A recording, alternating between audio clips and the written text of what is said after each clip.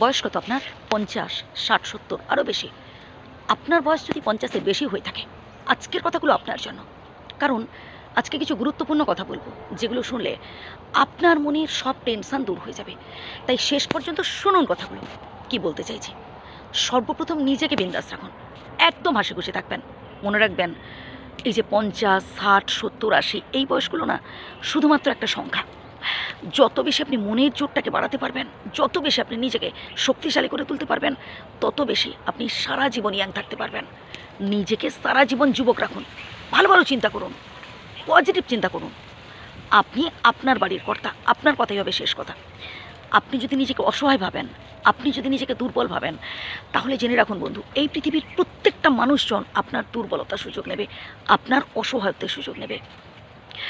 এই যে আপনি ভাবছেন আপনার জীবনে শুধু কষ্ট, আপনার জীবনে শুধু সমস্যা, না ভাই, প্রত্যেকের জীবনেই দুঃখ আছে, প্রত্যেকের জীবনেই কষ্ট আছে। যত বেশি আপনি এই দুঃখ কষ্টগুলোকে হাসি মুখে গ্রহণ করতে পারবেন, তত বেশি আপনি জীবনে সুখী হতে পারবেন।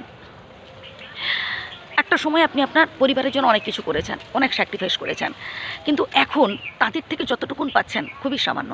এতে কষ্ট পাচ্ছেন, এতে মন খারাপ করছেন। ভাবছেন তো যে আপনি আপনার পরিবারের জন্য কত স্বার্থ ত্যাগ করেছেন, বাট এখন কি পাচ্ছেন? না ভাই, আপনি আপনার দায়িত্ব পালন করে যান, আপনি আপনার কর্তব্য পালন করে যান। এবার বাকিটা ছেড়ে দিন বিধাতার উপর। কে কতটুকুন তার দায়িত্ব কর্তব্য পালন করছে এটা নিয়ে ভাববেন না, বরং বিধাতার কাছে প্রার্থনা করুন বাকিটা জীবনও যেন আপনি আপনার পরিবারের জন্য এভাবে করে যেতে পারেন। আপনি আপনার কর্তব্য করে যান।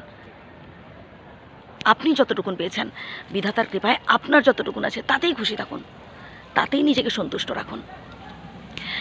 আসলে আমরা ভাবি কি বলুন তো, আমরা ভাবি যে বিধাতা মনে হয় আমাদের জীবনে শুধু দুঃখ দিয়েছেন, আমাদের জীবনে মনে হয় কষ্ট দিয়েছেন, আর চারপাশে যারা রয়েছে তারা মনে হয় ভালোতে আছে। আসলে আমরা ভুল ভাবি, প্রত্যেকের জীবনেই দুঃখ আছে। যত বেশি আপনি এই দুঃখ কষ্টগুলোকে হাসি মুখে গ্রহণ করতে পারবেন, তত বেশি আপনি জীবনে সুখী হতে পারবেন।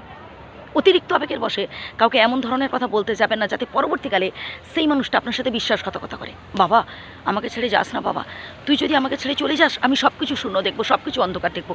এমন কথা আপনি যাকেই বলবেন দেখবেন সেই মানুষটাই আপনার সাথে খারাপ আচরণ করছে।